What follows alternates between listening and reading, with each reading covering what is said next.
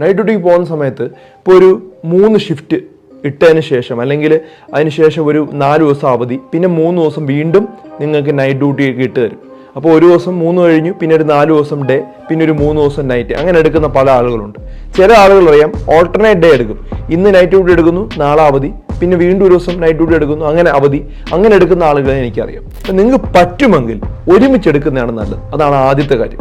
ക്ലസ്റ്ററായിട്ട് എടുക്കുക. കാരണം ബോഡി എന്ന് പറയുന്ന ഒരു ഹാബിറ്റ് കീപ്പ് ചെയ്യുന്ന ആളുകളാണ്. ഇപ്പോൾ ഒരു 4 ദിവസം 5 ദിവസം ഒരുമിച്ച് എടുത്തതിന് ശേഷം നമ്മൾ പിന്നെ ആ ഒരു മാസം മൊത്തം കറക്റ്റായിട്ട് ഉറങ്ങുന്നതാണ് ഏറ്റവും നല്ലത്. ഇനി രണ്ടാമത്തെ കാര്യം, മിക്കവാറും നൈറ്റ് ഡ്യൂട്ടി ഇരിക്കുന്ന സമയത്ത് നമ്മൾ ഫാസ്റ്റ് ഫുഡ് കഴിക്കും.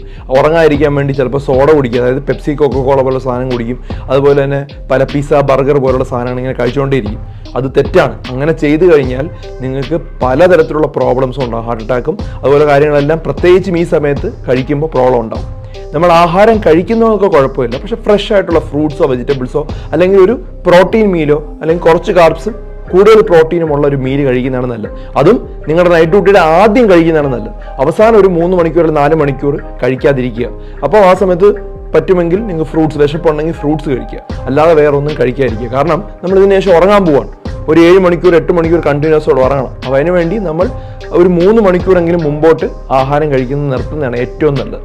പിന്നെ ചായയും കാപ്പിയൊക്കെ കുടിക്കുന്നത് കുഴപ്പമില്ല, അമിതമാകാതിരിക്കാൻ നോക്കുക. അതും ആദ്യത്തെ ഒരു ഇപ്പോൾ 8 മണിക്കൂർ ഡ്യൂട്ടി ആണെങ്കിൽ 12 മണിക്കൂർ ഡ്യൂട്ടി ആണെങ്കിൽ ആദ്യത്തെ ഒരു 3 മണിക്കൂർ 4 മണിക്കൂർ ചായയോ കാപ്പിയോ കുടിക്കാം. പക്ഷെ അതിന് ശേഷം നമ്മൾ കുടിച്ചാൽ ഉറങ്ങാതിരിക്കും. നമ്മുടെ രാവിലെ രാവിലെ പോയി കിടന്നാലും ഉറക്കം വരില്ല. ചായയും കാപ്പിയൊക്കെ സ്റ്റിമുലൻ്റ് ആണ്, നമ്മുടെ ബ്രെയിൻ ഇങ്ങനെ ഹൈപ്പർ ആക്റ്റീവ് ആയിട്ടിരിക്കും. അപ്പോൾ ഈ കാര്യങ്ങൾ മനസ്സിലാക്കിയിരിക്കുക, മറ്റുള്ളവർക്ക് ഷെയർ ചെയ്ത് കൊടുക്കുക.